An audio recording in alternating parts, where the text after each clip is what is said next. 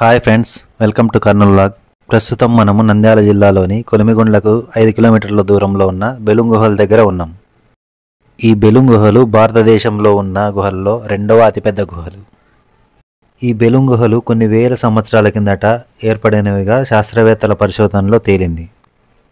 ఈ బెలూమ్ గుహలకు వెళ్లే ఎంట్రన్స్లో బుద్ధుని బొమ్మ ఉంటుంది. ఇక్కడ బౌద్ధులు నివసించినట్టు కొన్ని ఆధారాలు దొరికాయంట.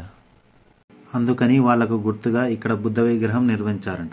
ఈ బుద్ధుని విగ్రహం దాటి కొద్దిగా ముందుకు వస్తే టికెట్ కౌంటర్ ఉంటుంది. దీని ఎంట్రీ టికెట్ పెద్దలకు 70 రూపీస్, పిల్లలకు 50 రూపీస్.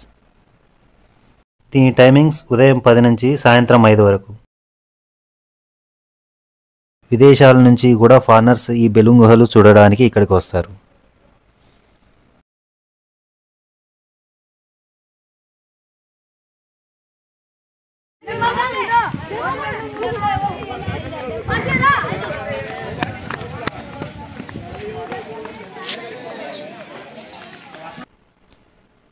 టికెట్ కౌంటర్ దగ్గర మనం తీసుకున్న టికెట్ ఇక్కడ చెక్ చేసి మనల్ని లోపలికి అలో చేస్తారు. మన దగ్గర ఉన్న లగేజ్ బ్యాగ్ని లోపలికి అలో చేయరు. అన్నీ ఇక్కడ పెట్టేసి లోపలికి వెళ్ళాలి. బెలూమ్ గుహలకు వెళ్లే దారి భూమికి 20 మీటర్ల అడుగున ఉంటుంది. లోపలికి వెళ్ళడానికి బయటికి రావడానికి ఇదే దారి, మరొక దారి అయితే ఉండదు. ఈ గుహలు విశాఖపట్నంలో ఉన్న బొర్రా గుహల కంటే చాలా పెద్దవంట. ఈ గుహలోకి వెళ్లే దారి బిలంలాగా ఉంటుంది. మొదట వీటిని బిలం గుహలు అని పిలిచేవారు. కాలక్రమంలో బిలం గుహలు కాస్త బెలూమ్ గుహలుగా మారింది.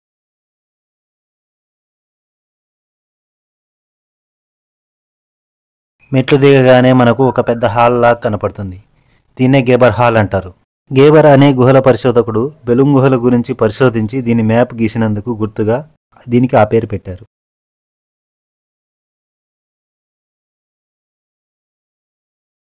ఇక్కడ బోర్డులో బెలూమ్ గుహల్లో చూడవలసిన ప్రదేశాలు, దీని చరిత్ర మొత్తం ఉంటుంది. ఈ బెలూమ్ గుహల గురించి రాబర్ట్ బ్రూస్ అనే ఐరోపావాసి మొట్టమొదటిసారిగా 1884లో ఒక పుస్తకంలో రాసుకున్నాడు. కానీ 1982లో గేబర్ అనే గుహల పరిశోధకుడు 3 కిలోమీటర్లు పరిశోధించి ఈ గుహల పటం గీశాడు.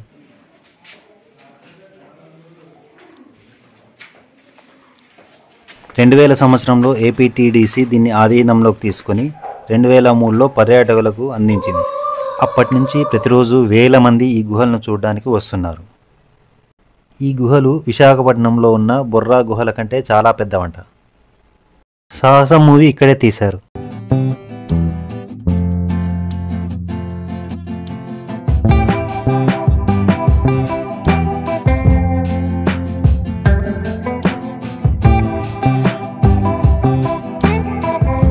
గుహల్లో ఎంటర్ కాగానే మనకు మొదటగా సింహద్వారం కనపడుతుంది. ఇక్కడ సర్కిల్లో చూస్తున్నారు కదా, దీన్ని సింహద్వారం అంటారు. ఇది ఒక ఆర్చిలాగా ఉండడం వల్ల దీన్ని సింహద్వారం అని పిలుస్తారు. ఈ గుహలలో మొత్తము 9 ప్రదేశాలు మనం చూడవచ్చు. మనం మొదటగా ఊడల మర్రి దగ్గరికి వెళ్తున్నాం.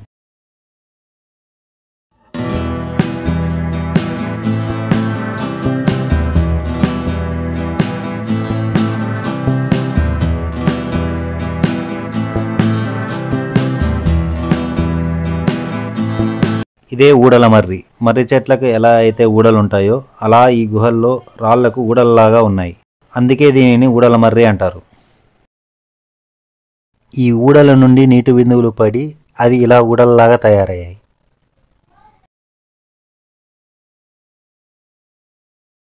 నెక్స్ట్ మనం వెళ్ళబోయే ప్లేస్ మండపం.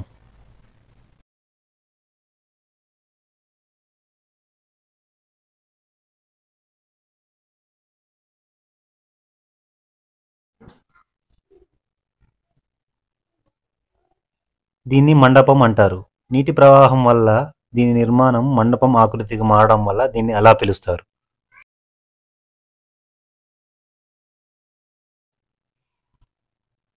మొత్తం పై వరకు ఎవరో చెక్కినట్టు మండపంలా ఉంది చూడండి. గుహ లోపల ఆక్సిజన్ కోసం ఇబ్బంది పడకుండా బ్లోయర్ల ద్వారా ఆక్సిజన్ లోపలికి పంపిస్తారు.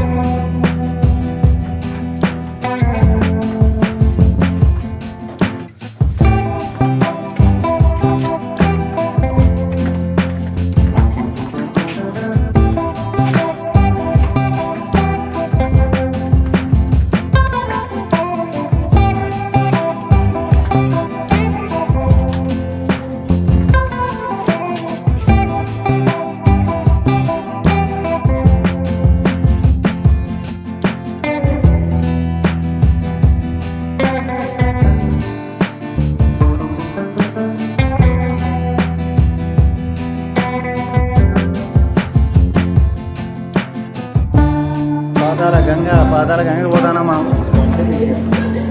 పోదాం పాతాల గంగ.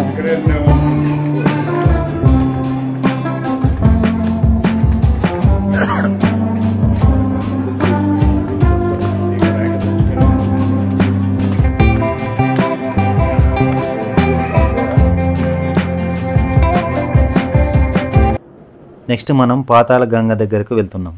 పాతాళ గంగ అంటే మీకు ఐడియా ఉంది కదా, నీళ్లు పాతాళంలో చాలా క్రింద పారుతుంటాయి.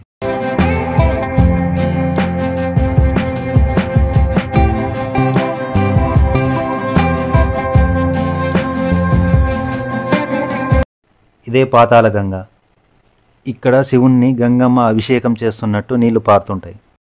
ఇది సహజసిద్ధంగా ఏర్పడింది. బెలూమ్ గుహల్లో ఉన్న ప్లేసెస్లో ఇది ఒక అద్భుతం అని చెప్పవచ్చు.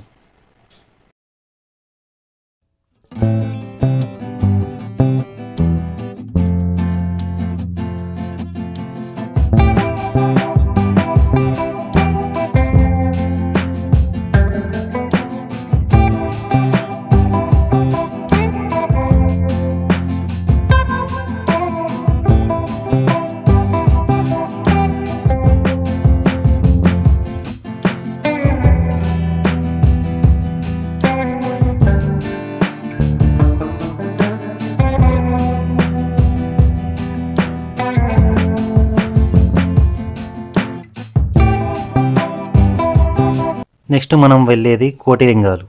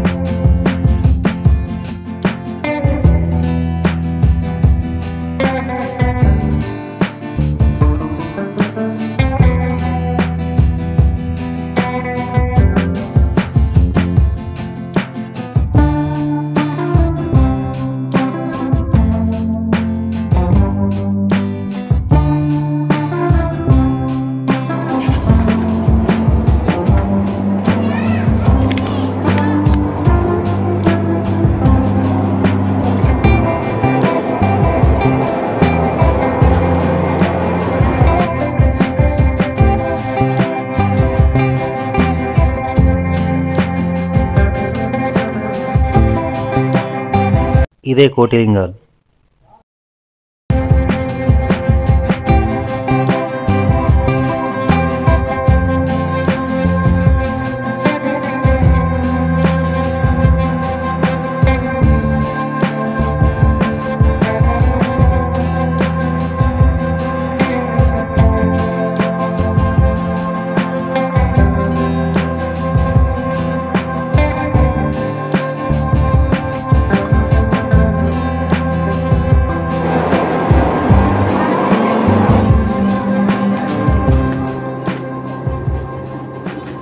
దిగద్దు అన్నా కానీ దిగుతారు జనాలు చదవకుండా.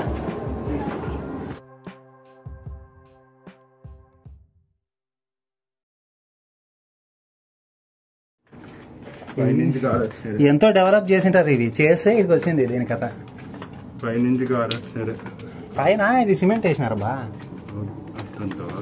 వర్క్ చేసినారు దీని మీద. ఎందుకంటే చేయకుంటే అన్నీ కొన్ని రాళ్ళు కింద పడిపోవు. అది చూడు దాని పరిస్థితి ఏముందో.